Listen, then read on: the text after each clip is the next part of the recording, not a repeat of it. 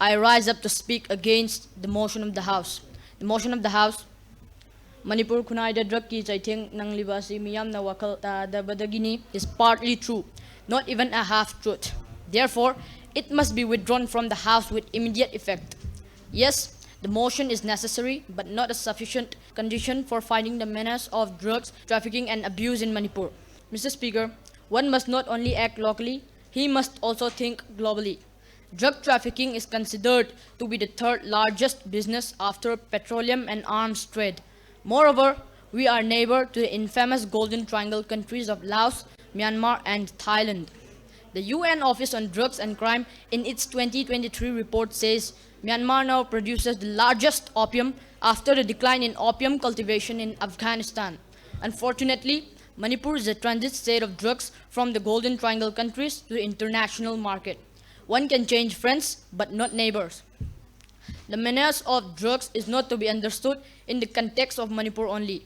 Ever since the military coup in Myanmar in 2021, neighboring provinces of Myanmar like Chin, Kachin, Sagaing, and Shan states have seen sharp spike of opium cultivation according to UN Office on Drugs and Crime. The opium byproducts had to go to international market via countries like Malaysia and Singapore till the 1980s that had to reroute through the northeastern states of India after a strict law enforcement against drug trafficking in these countries in the 1990s. Mr. Speaker, Manipur shares around 400-kilometer long border with Myanmar. The UN Office on Crime and Drugs defined the region as the biggest drug trafficking corridors in the world. The borders are porous and favorable for transnational drug cartel. The drug trafficking highways have shifted to northeastern states of India due to its ineffective institutions, corrupt officials, favorable terrain, etc. The Golden Triangle, now Golden Pentagon, with the addition of Vietnam, Cambodia, and Manipur, Nagaland, now produces the largest share of opium and its byproducts in the world today. Periodic Labor Force Survey 2021 to 2022 says Manipur has the highest unemployment in India, as high as 9% between the age group 15 and above. The rate is more than double the national average of 4.1%.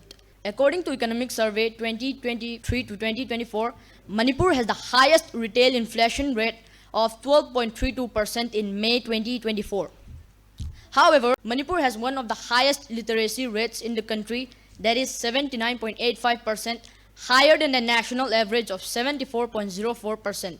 In order to cope with frustrations due to lack of employment opportunities and poverty, thousands have taken to both drug use and trafficking in Manipur.